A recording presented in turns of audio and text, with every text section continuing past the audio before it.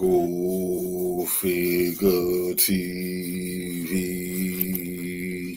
Revolutionary salute. Revolutionary salute. Like, share, subscribe. Welcome to the House of Revolution. You know I'm your humble host, the Yao Mean of Revolution, the boxing champ, Anthony Joshua, Jake Paul, and the occult ritual that left two people dead. Before we get into that, be sure to wipe your feet. That means hit the like button. You in the House of Revolution. Like, share, subscribe, support the platform. Y'all, well, what happened to the boxing champ? How did the people wind up dead? Was it an occult ritual? Let's get into the content. Salute. The report arrived like a headline missing its cause. Fatal crash in Nigeria, 2 dead. Anthony Joshua survives. Heat, tire failure, a parked truck that didn't move, explanations arranged like camouflage. I was there before the news broke, close enough to see what the cameras didn't show. The Jake Paul fight didn't feel won, it felt delivered. 6 rounds like a deadline, 33 million live eyes like a quota, breathwork behind doors timed like ignition. A serpent-tongued cue marking the moment fate locked in. Joshua thought the knockout crowned him. He never realized it completed him. The win wasn't triumph, it was transfer. The crash wasn't accident, it was collection. The script didn't go wrong, it came due.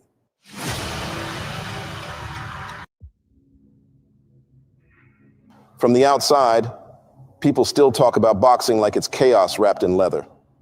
2 men, 1 ring, and whatever happens in between becomes legend. Upsets, comebacks, shock knockouts. They think it's all born in the moment. Spend enough time around the big shows, and that illusion wears off. At the top level, boxing is less a sport and more a mechanism. Fights are built the way engineers build systems. Every contract routes money one way, attention another, storylines in a third direction entirely. Outcomes don't appear, they arrive.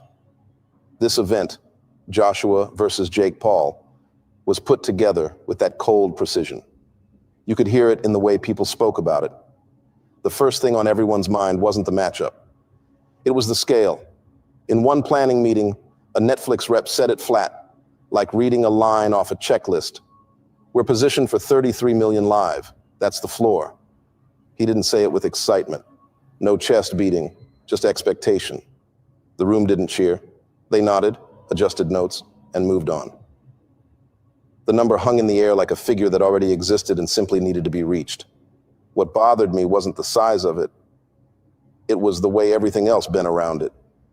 Camera plans, ring walk pacing, ad breaks, even the projected length of the fight. Everything lined up to funnel as many people as possible into the same narrow window of time. Not just to see a result, to collect a moment. Jake fit perfectly into that intention. He wasn't brought in to represent the pure side of the sport. He was there because he attracts eyes, the way a thunderstorm attracts metal. People hate him, love him, meme him, mock him. It doesn't matter which. All those reactions point in the same direction, toward him at the same time. On the first arena rehearsal day, they cleared the ring for lighting tests and blocking.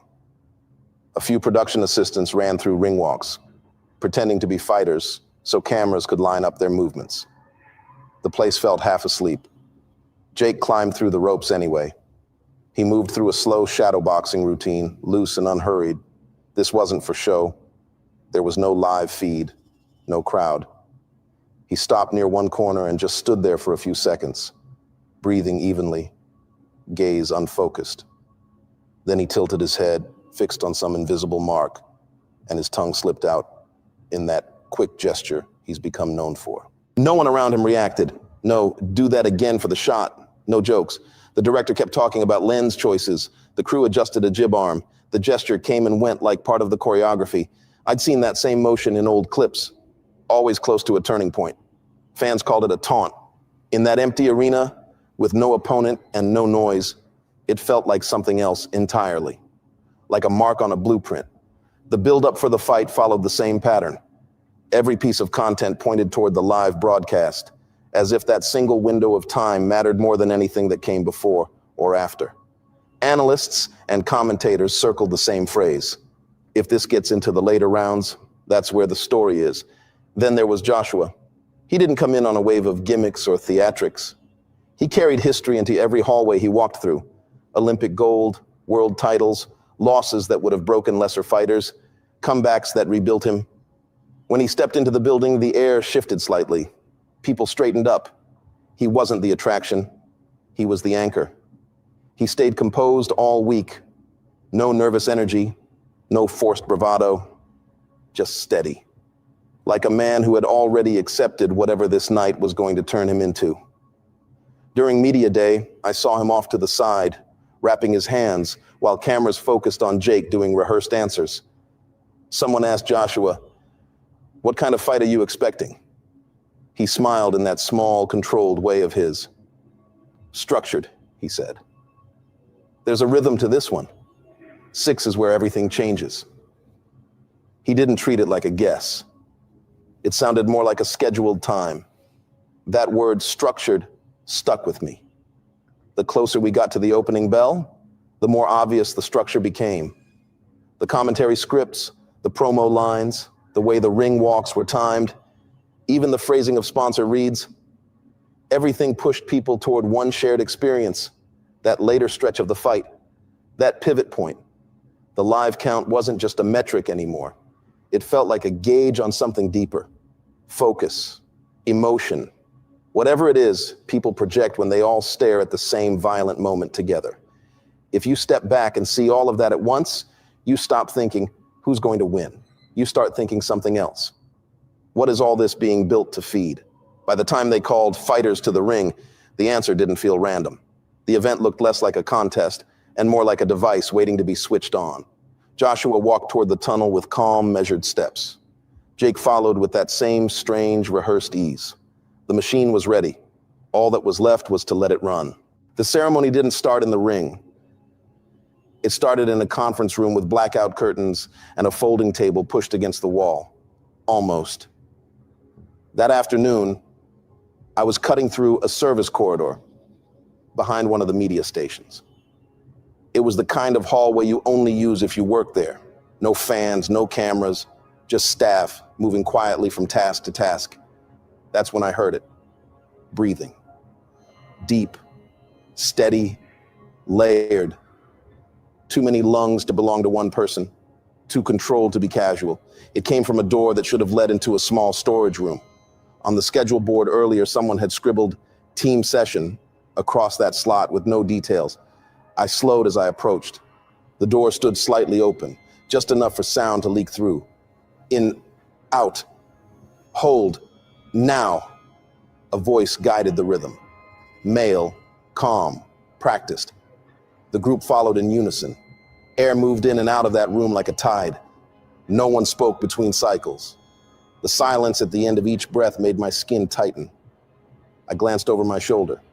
The hallway was clear. I stepped closer and let my hand settle on the frame. One more step, and I could see inside. They formed a circle. Jake stood at the center, eyes closed, chest rising and falling to the count. Hands rested at his sides. His team surrounded him shoulder to shoulder, heads bowed slightly, each man breathing on the same beat. It looked less like an exercise and more like a ring inside a ring. The coach's voice held them together. In, out, hold, now. They inhaled. The timing lined up perfectly. No shuffles, no stray movements. The room felt charged, heavy, like the air itself was being pushed into shape. My phone buzzed in my pocket. The vibration felt louder than a shout. One of the men in the circle turned his head just enough to see the door. His eyes met mine through the gap. No surprise, no startle, just immediate recognition that someone stood where they shouldn't. The door snapped shut, not slammed, just a quick, sharp movement that cut off the view and the sound in one motion. The breath, the counting, the strange unity inside, all of it vanished behind that thin slab of wood. I froze in the hallway for a heartbeat, listening to my own pulse crowd my ears. The phone buzzed again. A useless notification, a fight promo from a social channel, the kind of thing everyone else on the planet was supposed to see. I silenced it, stepped back, and continued walking, trying to look like someone who knew exactly where they were going. By the time I looped around to the main corridor, the energy seemed normal again. Staff talked into headsets. A cameraman adjusted a tripod. A production assistant taped down a cable. Then the door opened. Jake walked out first, followed by his team in 2 neat lines. No one looked rushed. No heavy breathing. Their faces showed that post-exertion calm that comes from effort with purpose, not exhaustion. He saw me. Just for a moment, his gaze locked on mine as he passed. No smile, no greeting. His tongue slid out slowly, then snapped back in. The serpent gesture. Close enough to see the detail, the routine behind it. In the ring, it always looked like performance. In that hallway, inches away, it felt like punctuation, like a mark placed at the end of a sequence. His shoulder brushed mine. One of his team members gave a polite nod, as if I'd simply been in the way of a regular session. Behind them, the room stood empty. Lights dimmed, chairs pushed back, nothing to suggest anything unusual had taken place. A voice crackled over a nearby walkie. Breathwork complete. Timing still holds. Keep the schedule tight. If the pacing breaks, the collection fails. The person holding the radio replied without hesitation. Copy. We're on track. On track. The phrase fit too well with what I'd just seen. They all moved on. Security closed ranks. The hallway filled again with ordinary tasks. I could have convinced myself I'd misread it. Just a training drill. Just another version of focus. But I kept thinking about the way their breathing lined up. The way the door closed the moment the room acknowledged me. The way that tongue gesture arrived like a signature on the way out. Whatever that session was, it didn't feel like preparation for a fight. It felt like ignition. And as the day wore on, one thought kept circling back, quiet and persistent. If they needed that much control over each breath in a backstage room, what exactly were they planning to do with an entire arena locked into one moment? The undercard fights were in progress. Production crews moved around me like they'd memorized the building's arteries. Everyone talked in timing. 2 minutes, 30 seconds after this round, like they were following choreography instead of reacting to a live event. I found Joshua alone in a prep room down the hall. He sat on a low bench, tape around his fists, gloves resting beside him.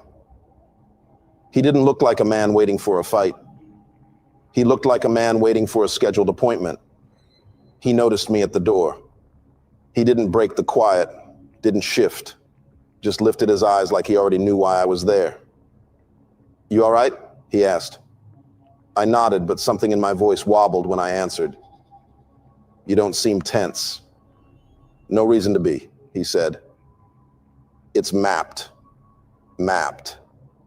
He said it like that word carried weight I wasn't supposed to touch. I stepped inside. The room felt still, like it had been cleared of everything except what he needed. Gloves, stool, mouthguard, water bottle, towel folded with deliberate care. Objects arranged the way a person arranges pieces before a ritual, not a contest. "You've been calm all week," I said, "even with everything lining up the way it has." "Calm is part of the agreement," he answered. No laugh, no hint of irony. "An uncontrolled fighter disrupts the transfer." Transfer. My stomach dropped a little at the choice of that word. He leaned forward on his elbows. "People think this is about him and me, about who hits harder, who falls first. It isn't. This one has to go 6. That's where the exchange happens." "You've said that before," I whispered. 6, like you know the round." "I don't predict it," he replied. "I was told it." His tone never shifted. No secrecy, no drama. Just a man acknowledging an instruction. I tried to shake it off, to stay rational. I reminded myself I'm here to document, not interfere. I'm a lens, an observer, paid to catch moments and sell them back to the world. That's my place in nights like these. But something pushed through anyway. "You shouldn't do this," I told him. "Whatever this is, it doesn't feel like sport anymore." He met my eyes, steady, almost reassuring. I know what it costs, he said, and what it gives. Every career has a moment where you decide which kind of history you're willing to belong to. He stood, tightening the tape at his wrists. I didn't come here to resist. I came here to fulfill. A voice called from the hallway. Walk out, staging in 5. Joshua glanced toward the door, then back to me. Listen, you've seen more than people who've been here longer. That's why I'm saying this. Don't stay close after it's done. Why me? Because you see through the parts that are supposed to distract you. He stepped past me, pausing just long enough to steady a hand on my shoulder. The touch wasn't aggressive. If anything, it felt like instruction. Do your job, then go home. When he left, the room didn't feel empty. It felt completed, like something had been signed, even if nothing physical had happened. I sat down on the same bench, just for a second, tried to control my breathing the way they had backstage. In, out, hold, now. It didn't bring clarity. It brought pressure behind my ribs, as if I'd stepped into timing that wasn't meant for me. I heard footsteps in the hall, measured, crisp. I stepped out and saw them. Jake and his team moved toward the ring tunnel in a straight line. No celebration, no hype. They walked like people escorting something to a destination, not someone to a fight. Jake passed me in silence. That tongue gesture again. A quick snap. A mark. His eyes didn't need to threaten anything. They implied endurance. Like whatever was going to happen in the ring had already happened somewhere else, earlier in the day, in a room I wasn't supposed to see. He didn't slow down. He didn't acknowledge recognition. He just walked. A staff member adjusted their earpiece and murmured into a headset, "Confirm pacing stays clean. If the timing breaks, the collection fails." Salute. Collection. That was the word that drove itself into my chest and stayed there. I stayed where I was as they disappeared into the tunnel. Thousands of people above us cheering, unaware that the thing they came to witness had already been converted into something else. For the first time all night, I understood what terrified me. A fight can be fixed. A contract can be rigged. But this didn't feel like corruption. This felt like consent. And I didn't know who else had given theirs. There's a moment before a fight begins where the entire building seems to inhale. Not out of fear. Alignment. Like every person watching here and on the broadcast had been pulled onto the same frequency without meaning to. When Joshua stepped out first, the reaction wasn't explosive. It rolled toward him in a single, rising push of sound like a wave hitting a seawall. He kept his pace even, his eyes forward, gloves held low. If he felt the weight of what was waiting, he carried it without expression. Jake appeared behind the lights. The crowd's response split in two directions, cheers and insults, but both moved toward him like current, attention flowing to a single point. He didn't wave. He didn't posture. He walked as though this part was already understood, a formality on the way to something else. I pressed closer to the barricade with my camera. I could feel heat from the arena lights on the back of my neck. A production manager whispered into a headset near me. "Mark time, keep the pacing clean." The bell rang. The first round wasn't chaos, it was structure. Joshua worked behind the jab, measured steps, body shots placed like instructions. Jake didn't flail or rush. He touched gloves to arms, rolled away from contact, teeth pressed together. The serpent tongue appeared once, quick, controlled. A signal returned to someone unseen. Rounds 2 and 3 passed like rehearsed scenes. Both men landed, both men absorbed. Both men paced themselves along a track already laid down. Each minute looked less like sport and more like progression. The commentators sounded strange in my ears, like they were reading timestamps, not reacting to what happened. By round 4, something changed in Joshua's posture. His shoulders loosened. His guard shifted higher. His mouth stayed closed in a line of determination that didn't belong to improvisation. It belonged to confirmation. He pressed forward, closed the ring, and Jake met him without hesitation. They collided in the center, and for a breath, The arena felt suspended. I remembered Joshua's earlier words. Calm is part of the agreement. When round 5 ended, Jake's corner didn't scramble. No water tossed, no frantic instruction. They surrounded him the way they did in the storage room. Bodies angled, breathing steady, heads bowed like they were lining up with that same internal rhythm. Someone murmured something I couldn't hear. Jake closed his eyes. The bell for 6 sounded like a door hinge. Joshua stepped forward first. Jake answered. The exchanges sharpened. The edges of each punch felt heavier, as if they were trading something more than impact. When Joshua finally threw the right hand, clean, direct, a punch that belonged to a defining moment, the sound didn't land like violence. It landed like punctuation. Jake fell, but it wasn't collapse. It was descent. Controlled enough that for a heartbeat, the building hesitated, unsure whether to react. Joshua didn't celebrate. He stood at the neutral corner, breathing evenly, gaze forward like someone waiting for confirmation rather than victory. The count began. I watched Jake's eyes. They didn't look confused. They looked finished, complete, like someone signing the last line on a page. The referee waved it off. The crowd detonated with noise, emotional and uncoordinated. But inside the ring, the energy moved differently.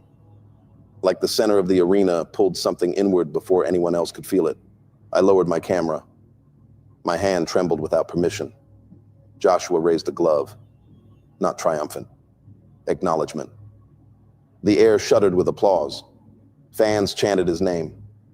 His corner surrounded him. Relief washing over their faces. And then Jake stood up. Slow and steady, just long enough to show he was able to walk on his own. He looked across the ring. His tongue slipped out, a final mark. That same gesture I'd seen in rehearsal, in the hallway, in that storage room where breath moved like tide. The serpent signature. From somewhere behind commentary, I heard the confirmation through a headset. Exchange complete. Proceed.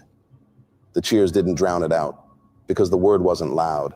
It didn't need to be. I realized in that moment that this wasn't a disruption of the script. It was the script, fulfilled in every detail. Joshua won the fight. Jake lost the fight. And still, both of them walked away like their roles were equal, like the outcome was never the goal, like the moment was the mechanism. I thought about leaving then, packing up my gear, disappearing before whatever came after. But I stayed rooted to the floor, watching the ring, like the cost might still reveal itself if I stared long enough. It would, just not here. Not yet. The news didn't break like tragedy. It arrived like confirmation. I was back home when the alert hit my phone, first as a headline, then as a photo of twisted metal under a harsh Nigerian sun. Fatal crash, 2 dead, Joshua survives. No commentary, no speculation, just the facts, arranged like a line item on a ledger. The first report said tire failure, then heat distortion, then a parked truck that apparently never moved. Each update felt less like information and more like calibration, like someone rewriting the language until it matched whatever conclusion we were supposed to reach. A clean explanation, a neutral story, something the public could hold without questioning. I sat on the edge of my bed and stared at the screen. The room felt heavier than it should have. The silence didn't behave like silence. It behaved like waiting. Those 2 men, I recognized their faces from Fight Week. They weren't background figures. They were always near Joshua, holding pads, adjusting gear, reminding him where to be and when. The kind of people who stay close because closeness matters. Now, they were the ones gone. Joshua survived with minor injuries. Scratches. That was the word every outlet repeated. Scratches. The kind of harm a person walks away from when something else has already been taken in their place. I replayed the fight in my head, round by round, like I was searching for a crack where fate might have slipped through. But it all fit too cleanly. The pacing, the count, the knockout that landed like signature. The confirmation whispered through a headset. Exchange complete. Proceed. He didn't break the script. He fulfilled it. And the cost fulfilled itself. Later that night, the broadcast replayed the knockout. Slow motion, angle by angle, the punch, the fall, the tongue gesture from across the ring like a final mark. The commentators praised discipline and preparation. They used words like destiny and legacy. But I kept hearing something else. That breathwork rhythm. That storage room door snapping shut. That single line from a headset. If the pacing breaks, the collection fails. I don't know what they collected in that arena. I don't know what was transferred. But I know who paid. That crash didn't happen after the fight. It happened because the fight finished exactly the way it was supposed to. Joshua rose, Jake fell. The system balanced the scale. People will call it coincidence. Bad tires, bad timing, heat on the road. But I watched the structure being built. I saw the mechanism waiting to activate. And when something that exact completes itself, the world doesn't collapse. It adjusts. 2 men are gone. Joshua is alive. My thumb hovered over it all day. On the train, at my desk, lying in bed staring at the ceiling. I kept telling myself I was waiting for the right moment. Truth is, there's only one thing I want to ask him. Was it worth it? Not the belt, not the headlines. Him. The way he feels when he closes his eyes now. The way silence sounds when he's alone and remembers those 2 seats in that wrecked car.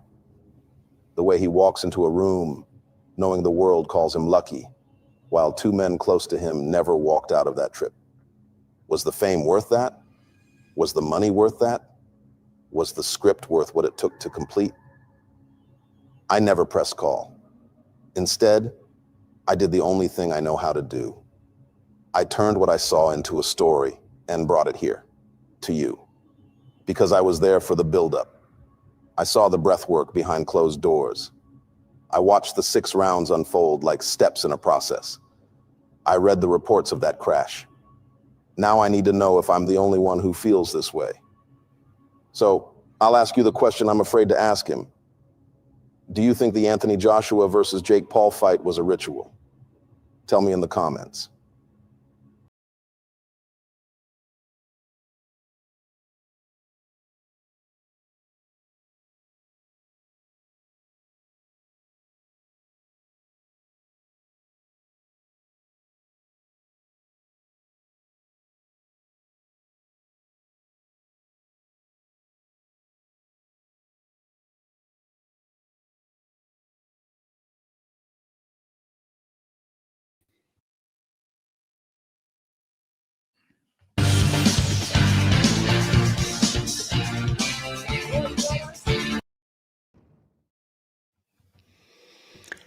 Hello friends, how we doing? I hope you're all right. I've been in the forest for the 2nd time in a row, building bushcraft shelters, and breathing in a lot of smoke from our fire. So you'll excuse me if I'm coughing and spluttering a bit.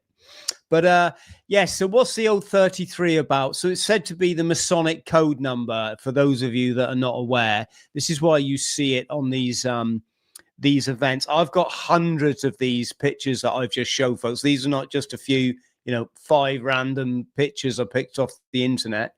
And 33 is a profound number in esoterics. So esoterics means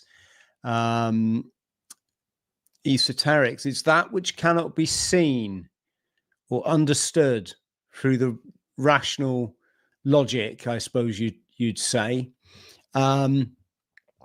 It's esoteric code, isn't it? 33. So 33 was the years of Christ, aka the distance, your 33 vertebrae that your Kundalini energy travels. When you find in enlightenment, you got the 3 and the 3 makes up a certain stolen states flag. Does it not? And 33 is also highly symbolic because 3 3s are 9, and 9 in numerology represents human consciousness. So everything that we're here doing now, you, me, everything comes out of our consciousness, hey? So it's said to be a Masonic code number. along with numbers like 11, the pyramid builder number 11.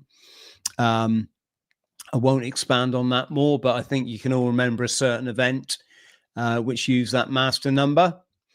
And how does this relate to Anthony Joshua? Well, first off, I'm not here, folks, to add to this gentleman's worries. Certainly not at this sensitive time. I'm just more asking the question, why are these things always so bizarre?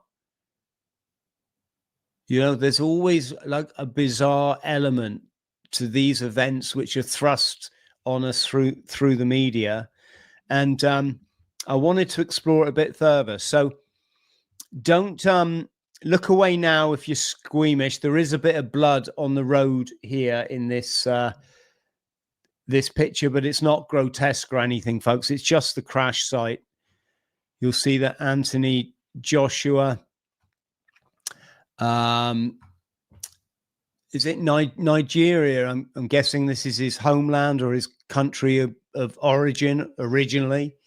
He's been there on a visit, and his car slammed into the back of a truck, and two of his training team for his boxing and also his close friends, from what I understand, were sadly killed. That's not so much what I want to talk about. It was this that prompted me to do this stream. This came across my way. What's that? Oh, it's Twitter, isn't it? Or X. And this person's asking a question, really.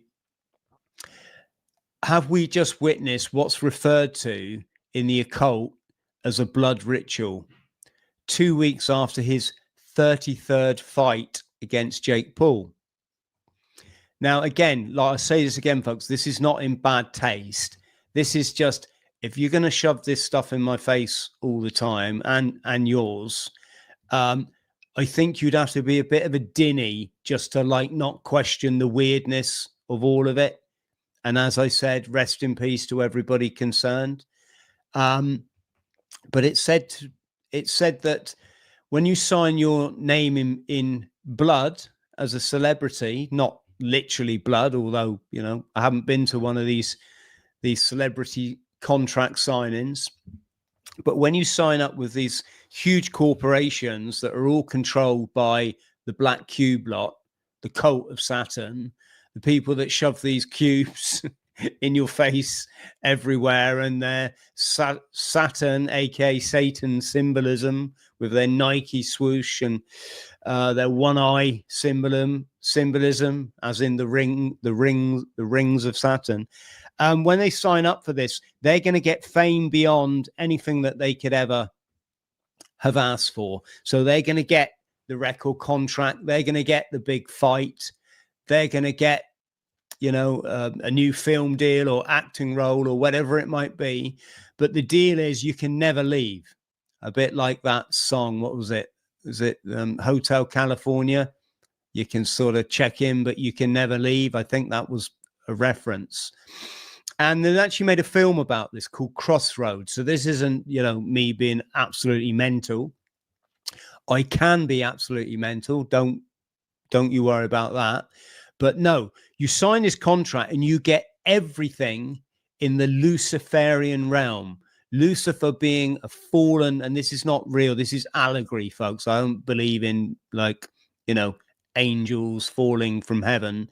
It's an allegory for Lucifer fell from heaven, from sitting at the side of God, because he bought into materialism, into his five senses, rather than staying in his upper self, which, as you know, if you watch my channel, represents or is where you want to be if you want to be in enlightenment. So Lucifer was the fallen angel. He fell into materialism. And Luciferian doctrine in this celebrity culture is, look, there's thousands of hundreds of thousands of incredibly talented musicians, actors, boxers, sports celebs. There's loads. We can pick whoever we want. However, if we're going to pick you, you sign your name here, sunshine, we will give you the world. Promise me the gnome world, he did. You know, you'll get everything in the material realm. Riches, you know, your sports cars, your Lamborghinis, your girls, your boys, your girls who think they're boys and boys who think they're girls, and all the kind of what was his name? What was the Biden son called? Sorry, I'm getting my grey matter's kicking in. Hunter, wasn't it? All the Hunter Biden laptop sort of stuff. You get all of that. But like I say, the deal is you can never leave. And two of the rituals that celebrities are said to go through when they sign this deal, and I'm not accusing anybody here, folks, this is just a conversation, is one, you have to sacrifice a loved one. And if you think about a lot of celebrities, it's the way it works is you get your shot at fame. So think about a certain rock and roll band who were just up there, absolutely massive. And basically, you know, they didn't have so much money, they'd have had no dough. And then boom, they come back, or the celebrity or whatever it was, the sports star, they come back and they have this second bite at the cherry. Dave Chappelle is a good example there, and he would say this himself, folks. So he's also an incredible comedian, and he's come out and spoke out against Israel, hasn't he? Which is a bit worrying because now everyone's speaking out against Israel. You wonder if that's some sort of...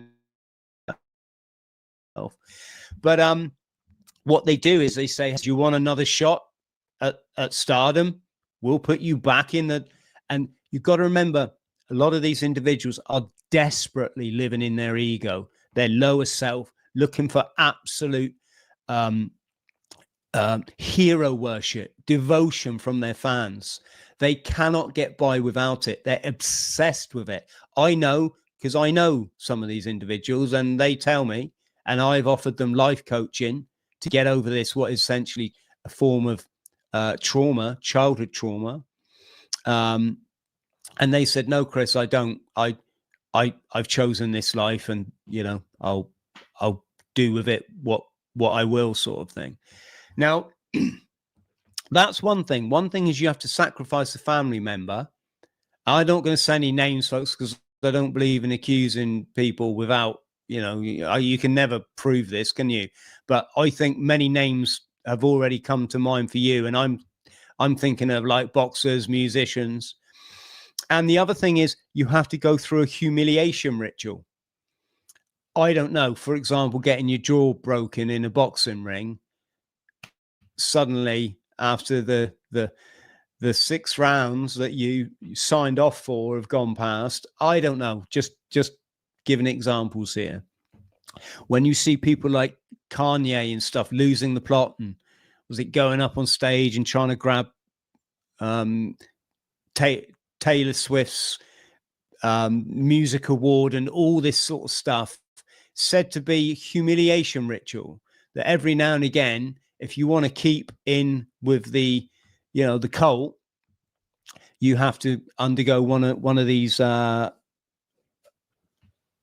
rituals. So that's why this person is referring to it as a blood ritual. I'm not suggesting it. I'm getting bored of saying that now. You know what I'm saying, don't you? And before you go writing this off, let's look for the symbolism. So I just typed into Google. Yes, we all know who owns Google, folks, so you don't need to lecture me. It's just for an example. It was Anthony Joshua's 33rd professional fight against Jake Paul.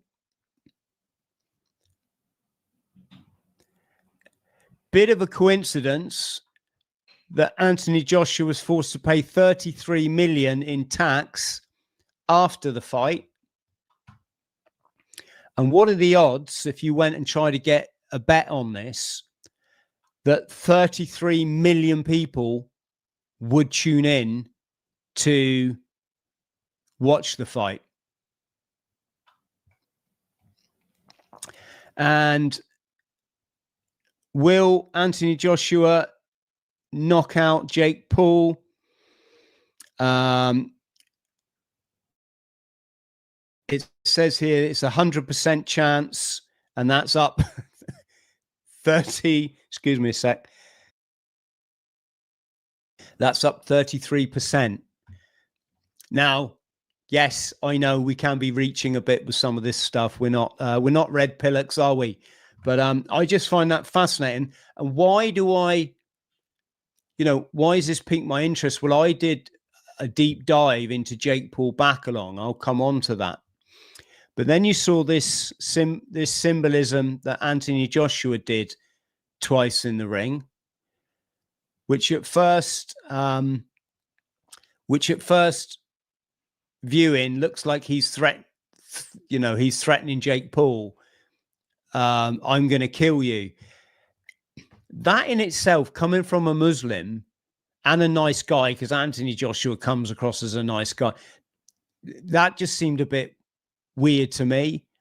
I guess my question here is this Masonic symbolism? Because in Freemasonry, which came out of the Far East, came from the Babylonian mystery schools, brought here by the Knights Templar, and then corrupted by the Black Cube lot, who then corrupted it for their own game. Hence why a certain Austrian painter kicked 2 or 3 lodges out of Germany back in the day. This is also the symbol for penalty, meaning if you don't hold your silence, you'll get your throat slit. Could be a reach, could just be a bit of boxing symbolism. But if you don't think that this lot do this stuff, well, of course they do. Here's somebody who we all know went from being a fairly mediocre actor stroke comedian. I don't mean that disrespectfully. He's probably way funnier than I ever could be, but really not, not like those classic. I mean, remember Dave Allen? That was a comedian, wasn't it? Remember like the Monty Python? That was a comedian. This was a bit of a wet weekend in comparison. But when you bring out your memoir and you're doing the all-seeing eye or satanic symbolism on your front cover of your book, the next thing you know, you're suddenly the biggest chat show host on the planet. Now you can see what I'm saying about signing your name, right? And Anthony Joshua moves in these circles. I'm not saying that, he's clearly going to go on a lot of podcasts because he's a very popular chap, multi-talented boxer, etc. I'm not trying to suggest anything there. I'm just saying, though, that, well, James Corden is in the club, definitely. And you do wonder if it's a bit of a small world up there. Here's Keith doing the same thing. I just pulled this up as another book cover, just for those uninitiated. He's got his skull ring, which is fair enough. He's a rock and roll star, isn't he? We got a certain one eye symbolism going on, and a certain Illuminati or the Illuminated One symbolism going on. And I came across this one of Crouchy. Look, I thought, why is he wearing the all-seeing eye, the Saturn symbolism on his shirt? Surely he must know what this represents, unless he's like been in a broom cupboard his whole life. And then the next thing you know, he's just having a chat with his mate, the prince. What was it George says? Should we go and have a look at George? We haven't had George for a while. There's a reason. There's a reason for this. It's a big club, and you ain't in it. Yeah. Yeah, there we go. Shall we have a look at barrier jump just while we're here? Come on. I love barrier jump. Dun, dun.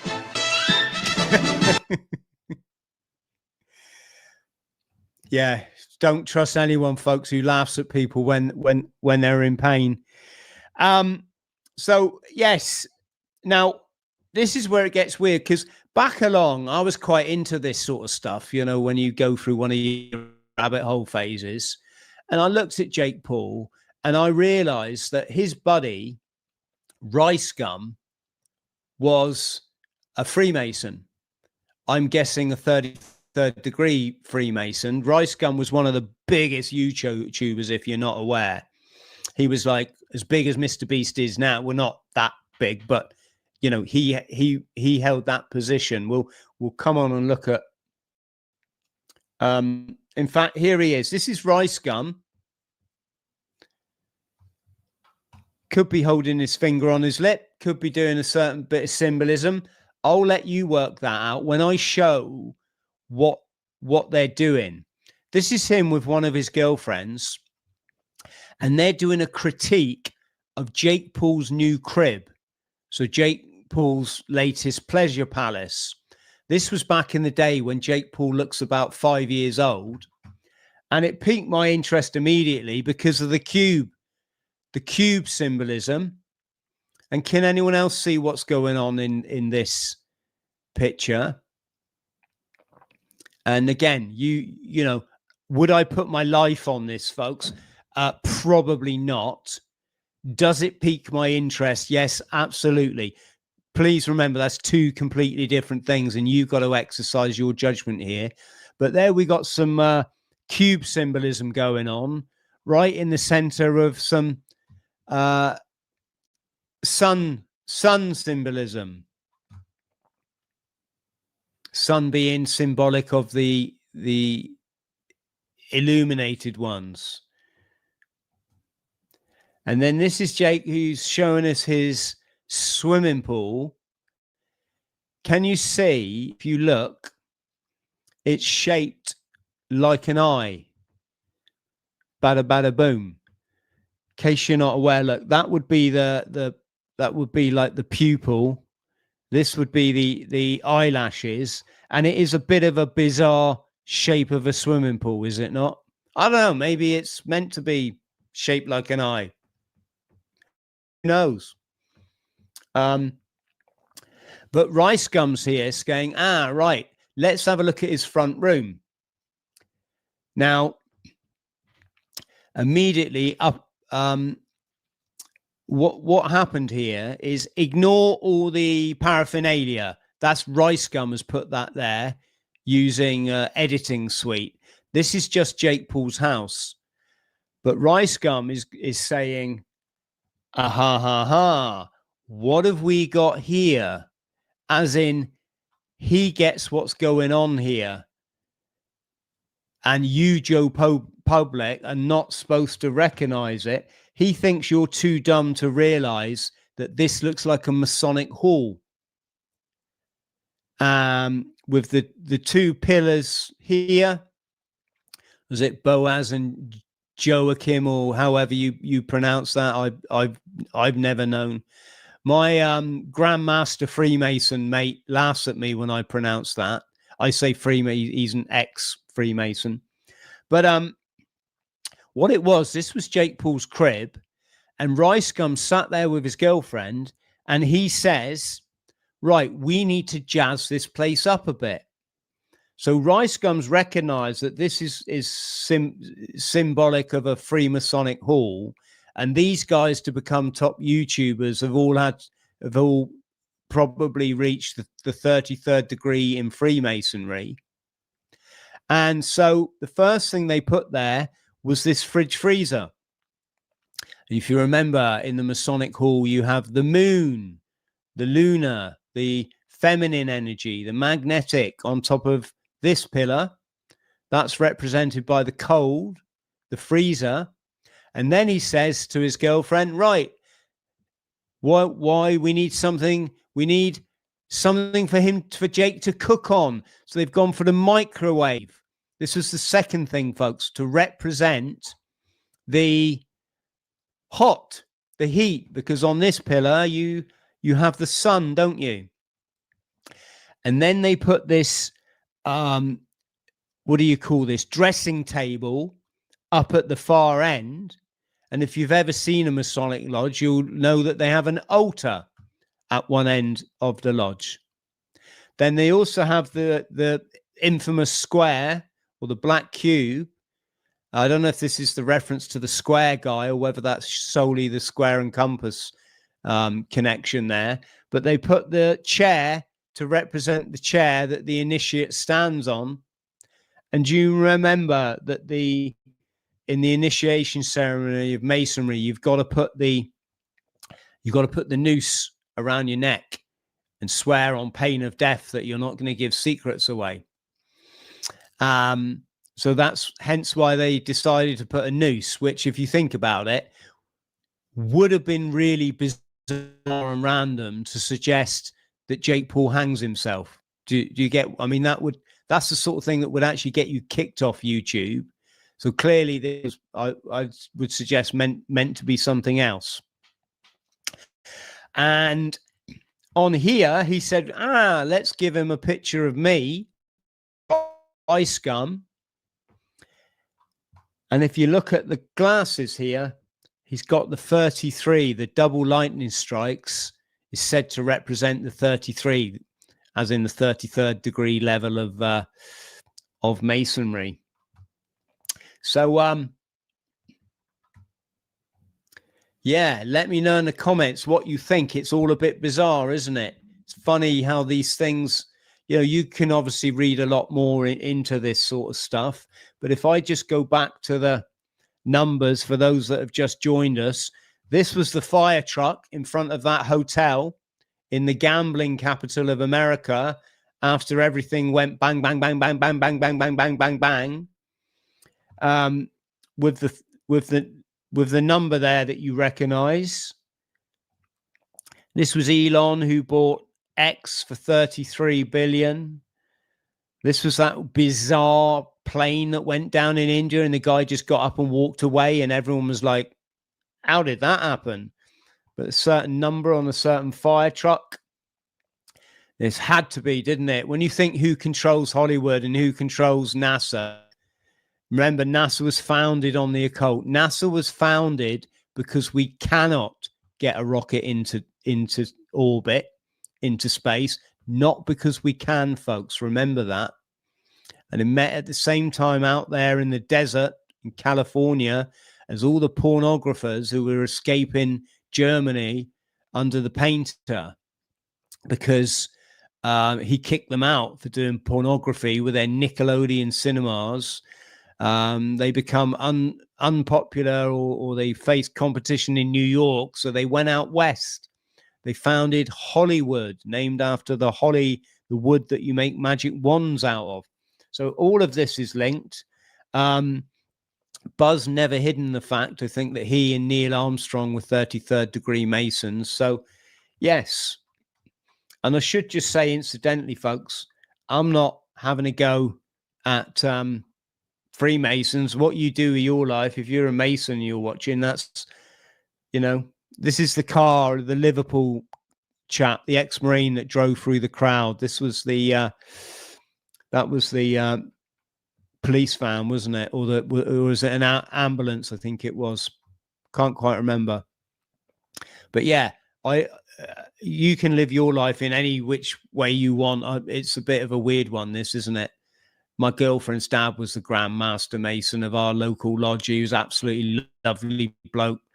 If I'd have accused him, I think he would have thought I was mental. But clearly there is something else going on here, isn't there, with respect to the kind of this celebrity angle with relation to the cult of Saturn. So that's that. What I'm going to do, folks, I'm going to go over to locals now because I got a load of stuff to talk about this that I can't talk about on here. So I'm going to go over to locals. This will be for our locals crew. So if you support me on locals, folks, get over then in a moment, and I'll be doing a stream for you. And before I go there, can I just say a couple of things? We've just a massive thank you to everybody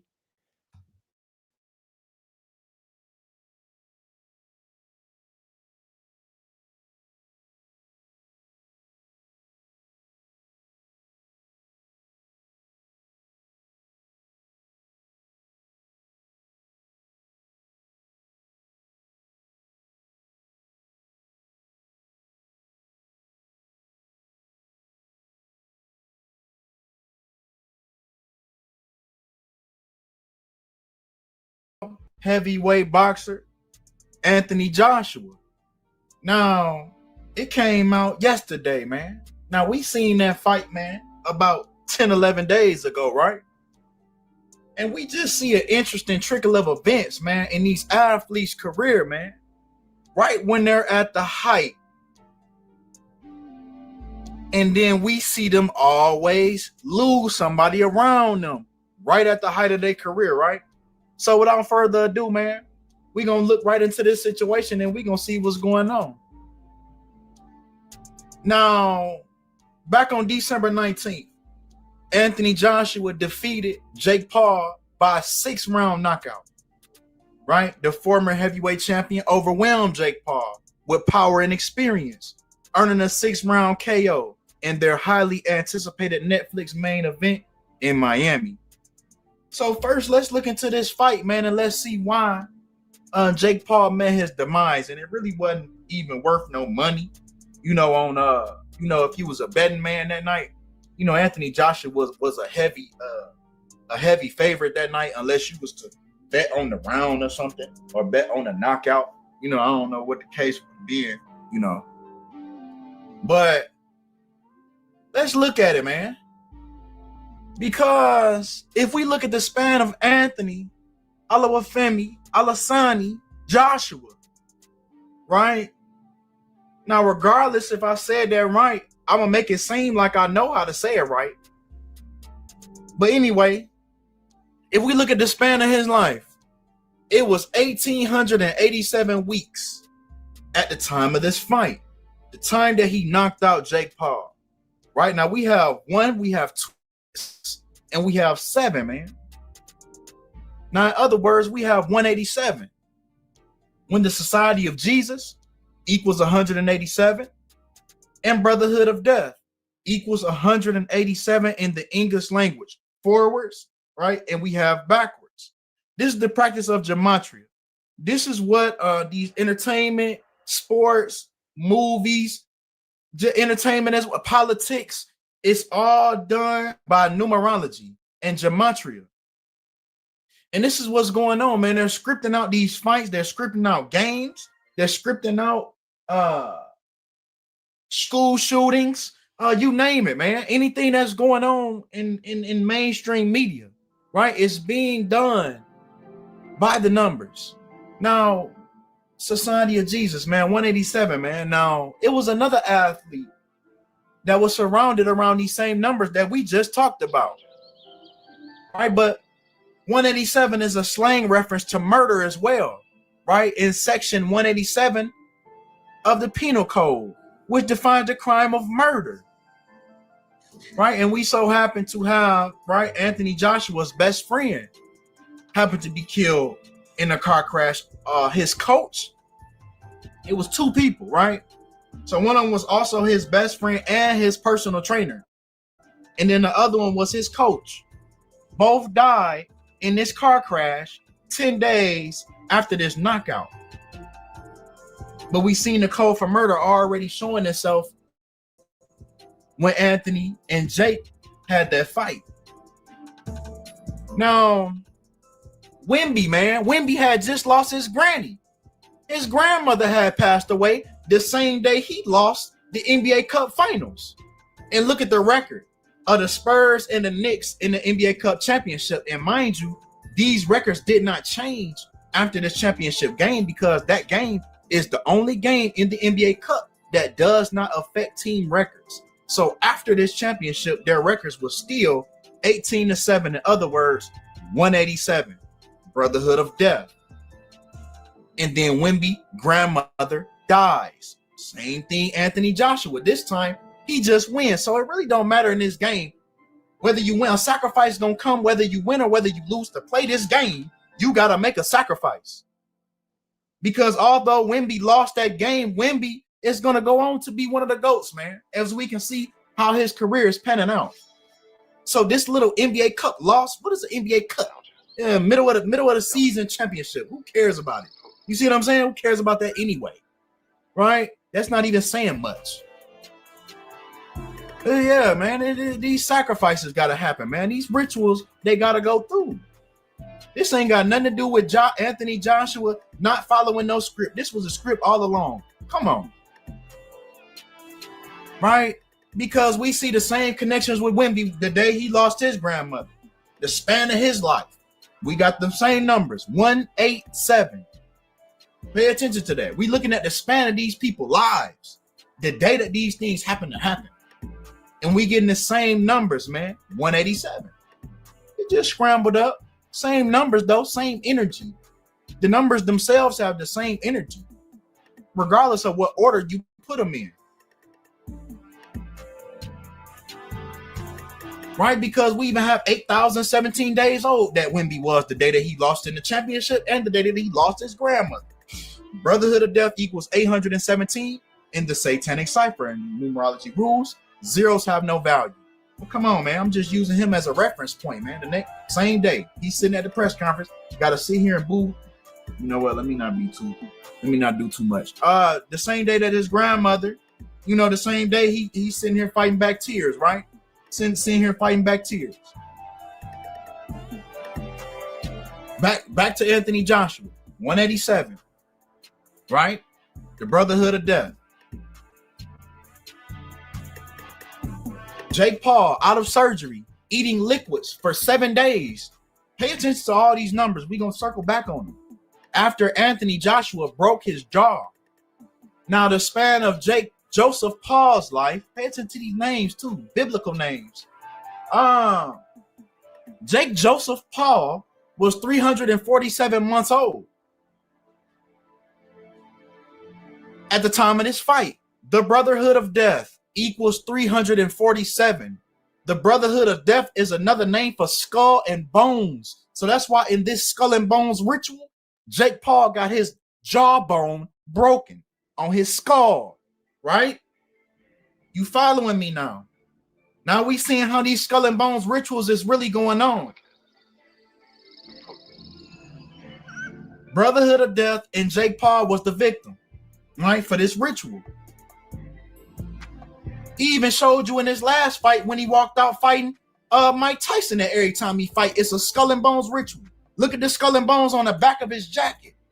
But this time, Skull and Bones defeated and they won and they beat Mike Tyson right before Donald Trump got in office. Y'all remember that? It was either right before or right after, right? But you see that Skull and Bones right on his jacket, showing you the Skull and Bones rituals that he's going through. Both of these people are involved in this Skull and Bones ritual. Nobody's exempt, right? 4 weeks and 1 day before Jake Paul's birthday, he goes down, breaks his jaw, breaks the bone in his jaw, in his skull. Skull and Bones equals 41, right? Then fast forward, Anthony Joshua on 12/29, on December 29th, which is 41 date numerology. He loses two people very close to him, his coach and his personal trainer, on 41 date numerology, 41 weeks before his next birthday. Skull and Bones. So we see he broke his jaw. So now who got it worse? I say Anthony Joshua really got it worse. And this is the humiliation of the game. Jake Paul only had to lose a fight. Jake Paul only had to lose a fight and broke his jaw, but he gonna be good. His jaw gonna be good. You gotta eat liquids for 7 days. 7, the number of completion. It's a whole Jesuit ritual that they putting in front of you. Jake Paul just had to lose a fight and get his jaw broke. Anthony Joshua had to be in a car crash with two people, and it looked like they put him in the car. It didn't even look like he was in that car when that car crashed. It like that car crashed, and then they put him in that car. You seen him in there just sitting there, unscathed, unbothered, with his shirt off.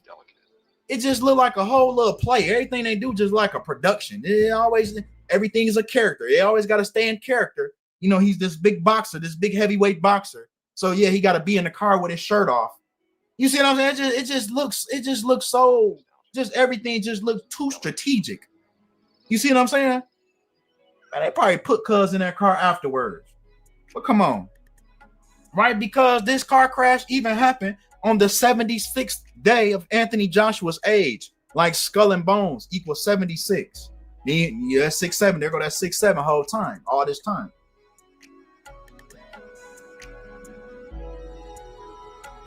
The fight was also on 76-day numerology. Skull and Bones, 76.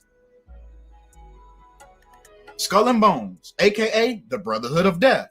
This is what Jake Paul was the one that experienced. Well, they both experienced the Brotherhood, but on this day, December 19th, that's when Jake Paul's Skull and Bones numbers hit. And that's why he was the one that lost that night.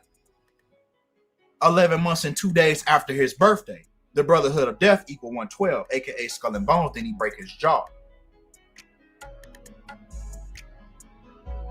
Now, let's talk about, since we speaking about the Brotherhood of Death, let's just talk about death for a second, right?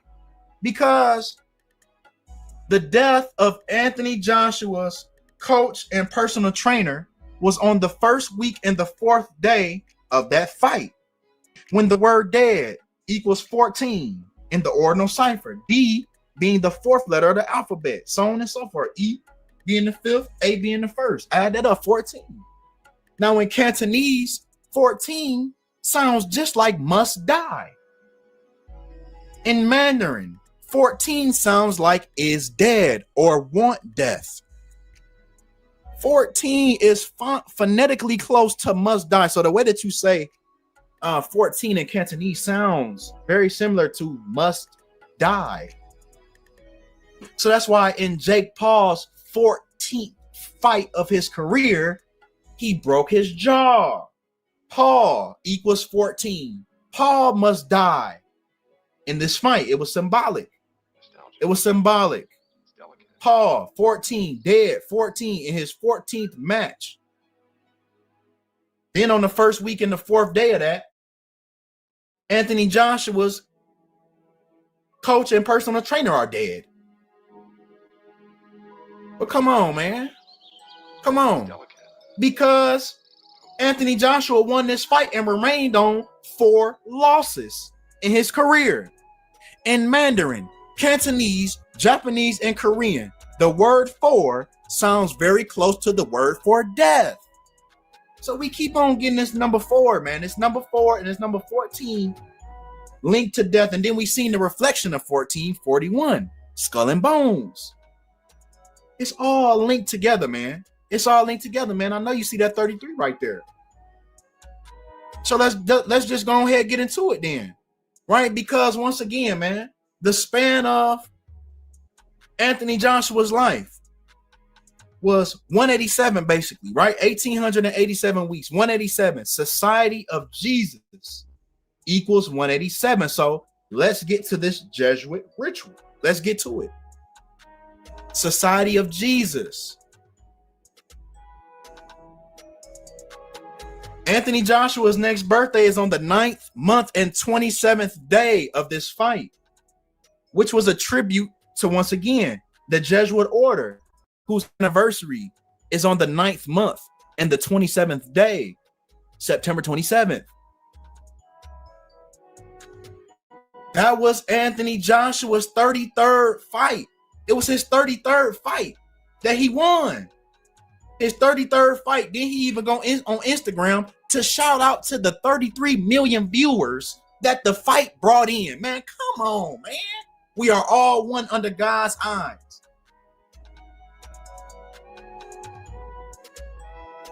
$33 million, right? Then Anthony Joshua wins his 33rd fight. That was also his 29th win. He got his 29th win in his 33rd fight, when Masonic equals 29 and Masonry equals 33, continuing the Jesuit ritual with the Jesuit story of Jesus dying at the age of 33, right? Masonic equals 29. Jesus equals 29. Anthony's last name is Joshua. It's a very biblical name. Joshua equals 29 as well in the same cipher. Joshua in the Bible was Moses' trusted aide who succeeded him as leader, guiding the Israelites after the Exodus into the promised land through military conquest and faithful obedience to God, known for his courage and leadership in battles like Jericho and his role in dividing the land among the tribes. His story is central to the book of Joshua, highlighting his transformation from an Egyptian-born slave to a revered general and spiritual successor to Moses, symbolizing God's salvation.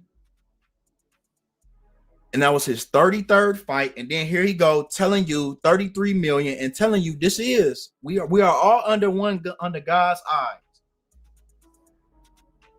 Yeshua. This is why they script these fights together. They're symbolic. They're telling you a story. These fights are symbolic. Now let's talk about Jacob, Joseph, Paul.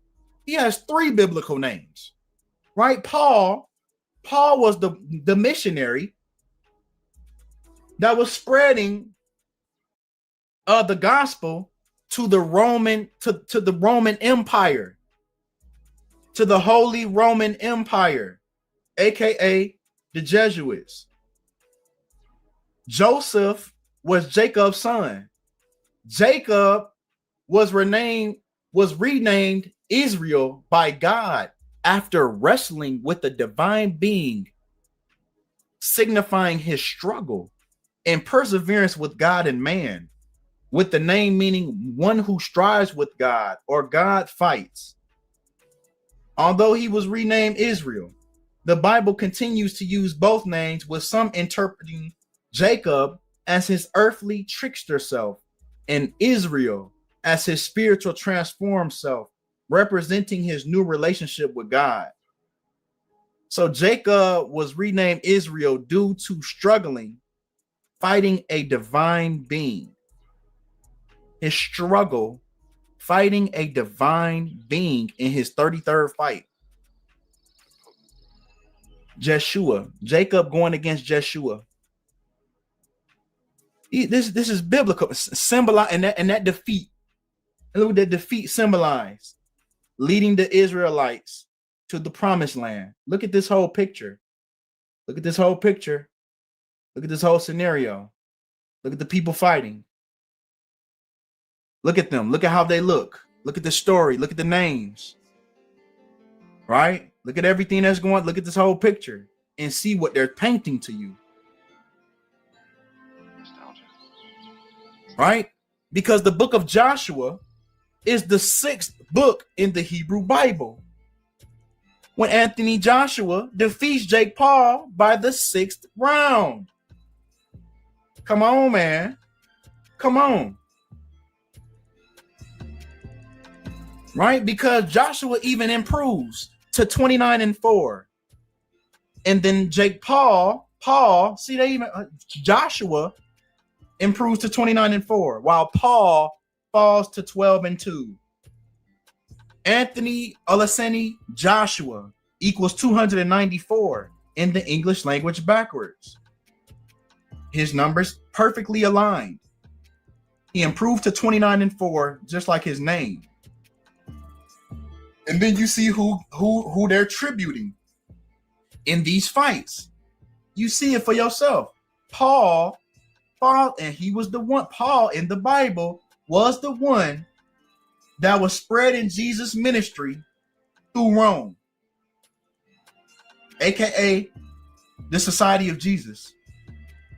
When he falls to 12-2 when Iesus Hominum Salvator equals 122, which is it's Latin for Jesus, Savior of mankind, which is that's the IHS. That's where the Jesuit order gets the IHS from in their logo.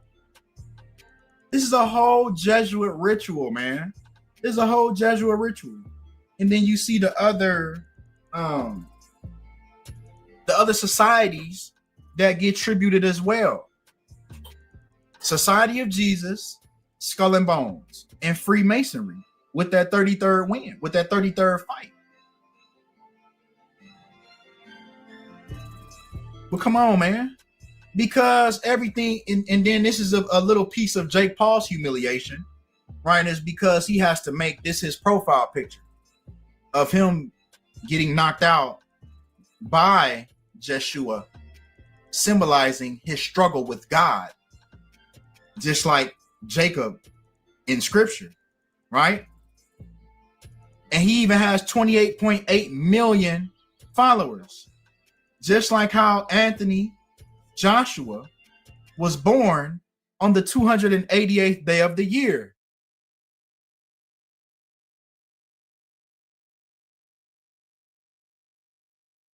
Even October 15th, AJ's birthday, leaves 77 days left. And that's the person who he ended up fighting, Jake Paul, 77. The ritual is complete. God's number for perfection, 7.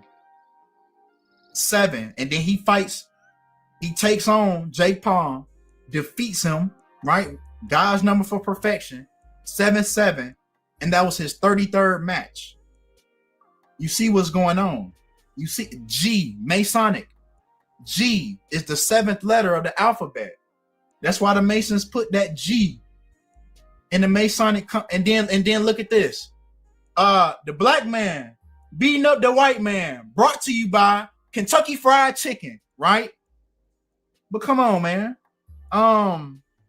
That's all we got for this video, man. Y'all let me know what y'all think about this video, man. Appreciate y'all for all the love. Appreciate y'all for all the support. And I'm out.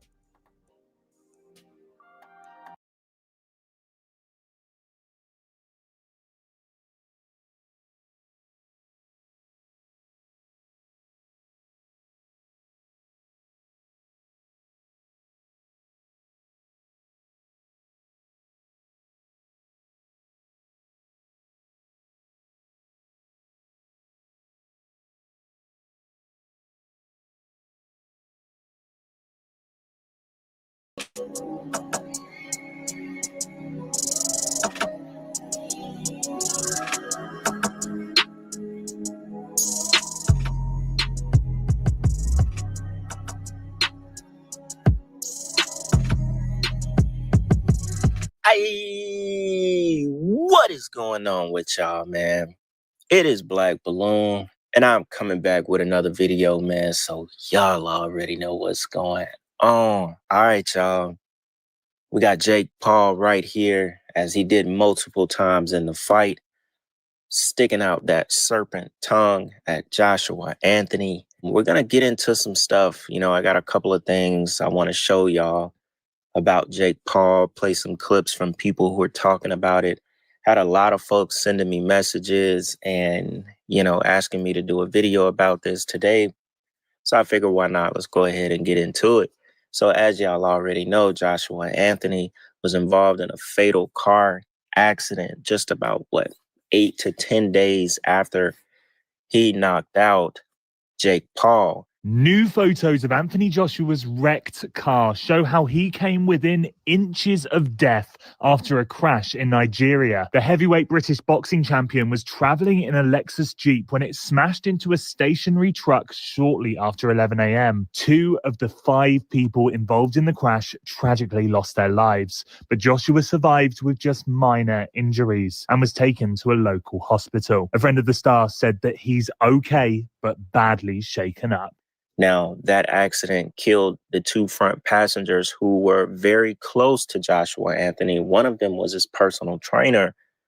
The other may have been the assistant. I can't remember exactly, but Joshua Anthony escaped basically, untouched, scratches, probably a little bit of trauma, but he's good, right?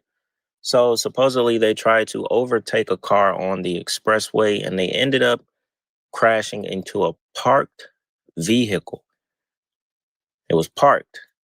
I saw something where it said the tire blew, and that's how they crashed into that parked vehicle that was on the expressway. And then I saw another article where it just said they overtook the car and they ended up hitting that parked truck. And there was nothing else but the fact that 2 people died and Joshua Anthony did not die. Now, under a lot of comments of different videos was people talking about Joshua Anthony not following the script, and they believe that Jake Paul was not supposed to get knocked out. Now, mind you, Jake Paul is worth $200 million. He made almost $100 million off that fight.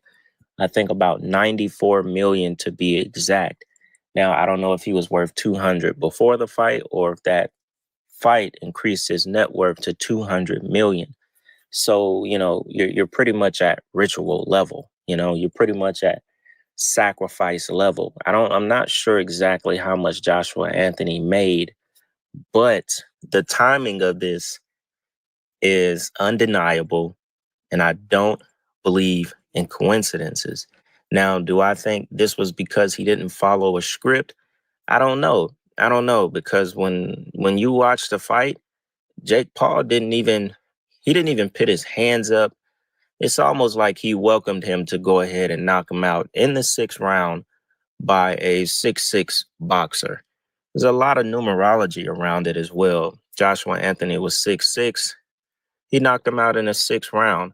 Jake Paul also, before the fight, said that the fight was going to end in the 6th round. I just thought that was pretty interesting, being that Joshua Anthony is also 36 years old. So do I believe he didn't follow the script? I'm not sure. To me, if you go back and you watch it, kind of looked like Jake Paul welcomed that punch. He didn't brace. He didn't put his glove up, nothing. His face was just wide open to be knocked out. It kind of looked like he welcomed it. So I'm not really sure on that theory, but the timing, there's no coincidence at all. And I for sure believe that those two guys were sacrificed. Now, what you will find very interesting is that it says Joshua burst on the world stage at the 2012 London Olympics when he won super heavyweight gold for Britain. Now, check this out. This is how I know this accident was a ritual sacrifice. They said in this article, it says American audiences might know him best for his decisive December 20th win over social media star turned boxer Jake Paul in a Netflix bout watched by about 33 million people. Y'all, come on now. But they're basically telling you this was his most famous moment on the biggest stage, basically, for him. Because now that he fought Jake Paul, this is like mainstream, unless you're into boxing and so on. A lot of people know who he is now. That's not like regular boxing fans. Now you're going to know even more because two people were just sacrificed for this fight. Look at the number they chose. I mean, we know what's up, but look at how, look at how deliberate this is. They made sure to say in a Netflix bout watched by about 33 million people, not about 34, 31, just so happened that 33 million people watched this fight. And now I feel like a price had to be paid. With that being said, let's go ahead and jump into some clips and, get some opinions from other people. Check this out. The boxer Anthony Joshua was injured in a fatal car crash. This happened in Nigeria, guys. The two people he was with didn't make it. What I'm trying to understand is, how did Joshua suffer minor injuries, but the two people he was with didn't make it? Now, remember, guys, he was in the back of an SUV. So, people in the back, I guess he had a seatbelt on, because if not, he would have probably went through the front, right? But the two people in the front did not make it, guys. This is wild.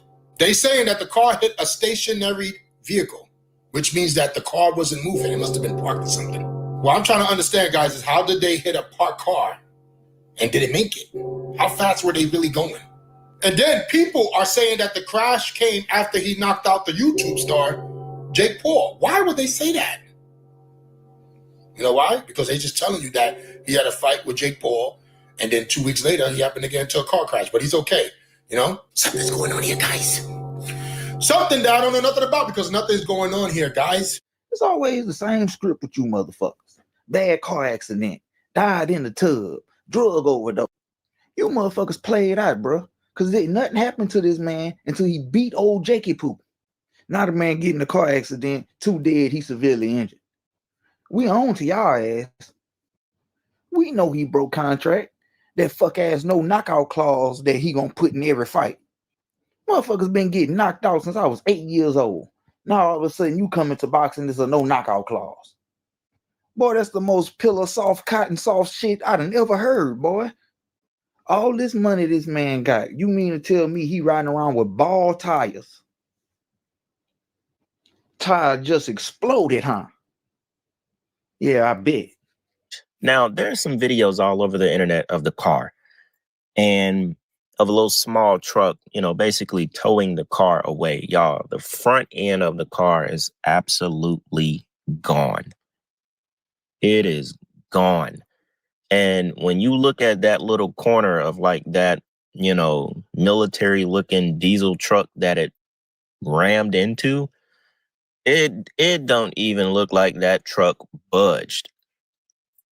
It looks like very small damage done. They hit that truck so hard, if that's even what it hit. It was like a immovable object to the damage that it did. Now, this angle is decent, but there's another angle where you can see the vehicle from the side. Y'all, the entire front of the car is just gone. There was absolutely no way. Damn near no one should have survived. The car is gone. So the front passengers are you're out of there. Insane the way this car looks. It's kind of like how that Kevin Hart crash looked, where it's just like, ain't no way somebody survived it. No way. It looked crazy. I'll see if I can find another picture in the moment that I was doing this video. But there was something else. One last thing I wanted to show y'all, you know, just kind of make this a, you know, decent, quick video, right? There was something I found where this might have been 2 years ago. I'm not sure how long ago it was. I know it was at least 2 years ago, where Jake Paul talked about this breath ritual that he does before fights, and that his team gathers and they do this type of ritual before the fight, right? And he said something that was very interesting. I thought y'all should check out. We're about to hit a team breathwork session, which is a ritual we've done for every fight. It's like a deep, long meditation. The first session I ever did, it's so powerful. I started crying, I started laughing. And we're using a breathwork technique to go into a non-ordinary state. It just brings up so many emotions, so many thoughts. Maybe there's some weird spiritual higher powers controlling this career. Make a sound. Interdimensional midwives giving birth. I love you guys!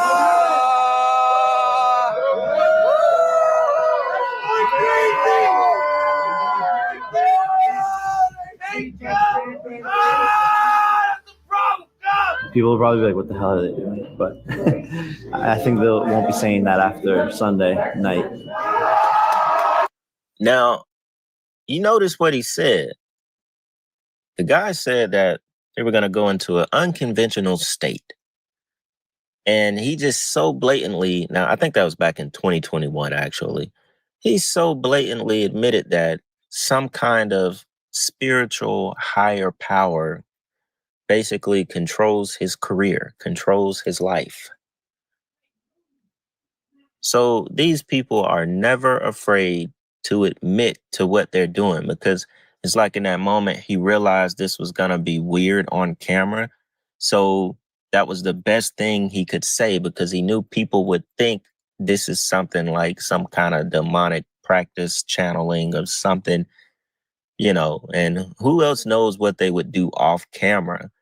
But for him to actually admit that some kind of spiritual higher power is controlling it, he didn't mention God or Jesus. He didn't mention that. You know, so if you're talking about a higher power controlling this like breath ritual, going into a different state of mind, an unnatural state, it must be something else. You know, I just thought that was very interesting that he chose to say that on camera in a way of like, you know, letting people know what is actually going on, because he knew people were going to think something of that. And he would be right. So with that being said, y'all, just wanted to get on here and talk about it, man. I ain't going to talk y'all heads off too much. Y'all let me know what y'all think about this, though. it's interesting. Unfortunate that once again, 2 people lose their lives that were surrounded by a fight worth hundreds of millions of dollars with 33 million people watching it. Seemed like one big ritual, and some blood contracts were signed for that fight. And ultimately that blood was given up in a sacrifice. And man, it's crazy, y'all. That being said, man, it's Black Balloon, and I'm gonna see y'all soon. All right. Coffee. Follow me.